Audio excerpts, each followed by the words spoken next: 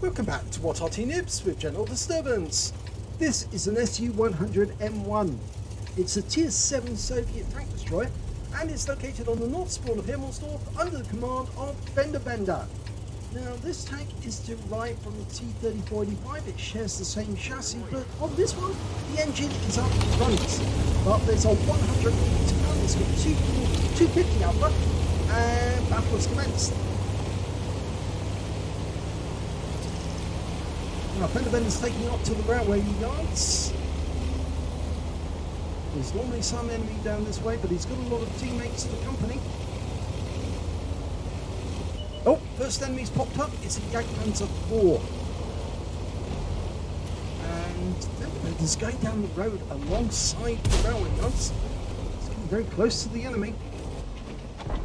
Jagdpanzer 4 is, I think he's at the corner near the railway yards.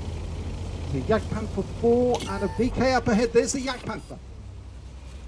Gets a hit. 223. It's a low roll.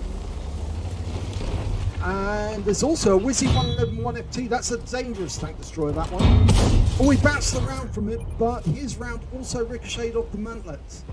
Looking at the VK. Goes back to the SU-111. That's the more dangerous tank. He's got a green light. Yes, he got a pen there. A high roll, but he took around for 480 hit points from that Wizzy. He needs to get that tank destroyer out the game as quickly as he can. Got another hit. That this time was 253. Still focusing on the Wizzy, and he kills it. Now going after the Jagdpanther, who's rather silly to sit there. He's going to get wiped out by that shot. Now it's just a steel weapon trader at the back and a VK3001B. Can't get a hit, or did he get a hit on these here? I think he might have actually got a hit there. Not sure where that shot went, but I think it was a hit. Going after the VK. That one ricocheted off the side of the turret. He's aiming it for the mantlet. He's got a green light in the center, so he should get a pen. He did get a pen. Through the mantlet, going for the cupola. It's a big prominent cupola on the VK. And that one goes straight through it, yep. And the VK is dead. And in fact, so far, it looks like he might actually get the steel wall for all the damage he's blocked. Most of the rounds bounced off his armor. A few did get through though. The SU-111 managed to get through. And there's an M44 and a Churchill gun carrier, I should say. And that sort of indicates that the enemy has vacated their own cap, and that could be because there's a box tank and a VK101P headed down the road towards their cap right now. So I think they saw them and had to get out. Now, you can see that the FendaBenda's only got 8% of his health left after all those shots from the SU-111. And here comes the Churchill. He fires one round in, gets a hit, angling, and the Churchill's taken out. Now, there's still a few enemies left. I think there's a 45 TP around the corner.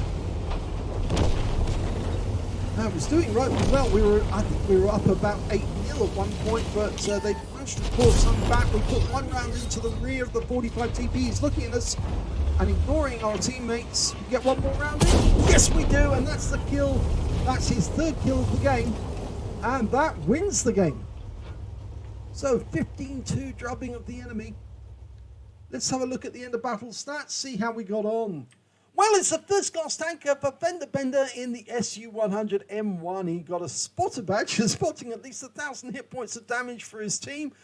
He got a shell proof and a fiver effect out of the minor medals. Out of the epic ones, well, Spartan's not an epic, but it certainly is very good to get because it means you bounced around when you had less than 10% of his hit points left, and he did because he had only 8% at the time when he was bouncing rounds. And he also managed to get a steel wall for blocking the most damage in that battle, at least 11 hits, and surviving the battle as well. Win 8 for that game was 4,828, which is Super Unicum standard. So let's have a look at team score. There he is, top of the table, 2,111 hit points of damage. There's some reason he didn't get the high caliber. He should have got the high caliber. It's all the qualifications. Maybe it wasn't 20% of the enemy hit points in total. The next high score was the T26E5 Patriot, which wasn't anywhere near us. I think he might have been up on the hill. 1,894 hit points to them. And the next high score was an E25 with 1,240.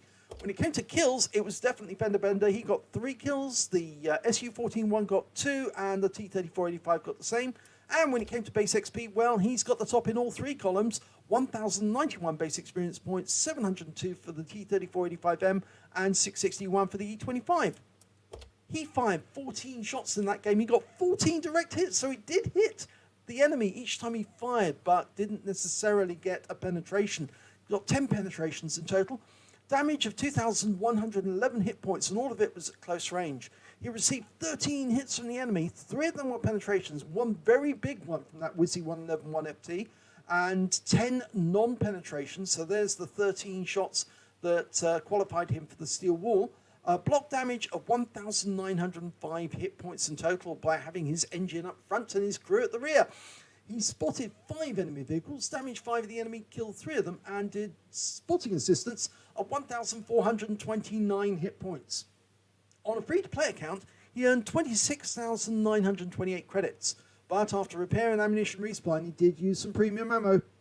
He actually came away with a loss, 15,223 credits. He received 1 bond for getting the steel wall, and 1,091 base XP, and there was no multipliers, so I'm afraid that's all he took away. But yes, he was riding point in this one. He did say, riding point in his title. And yes, he was. At the front of that road, he was spotting for his team, and they were getting good hits in to help him as he was trying to get rid of those tank destroyers on that road. So, excellent battle. If you enjoyed that replay, please give it a like and do subscribe to our channel, and hopefully it'll be your replay that I'll be featuring in the next video.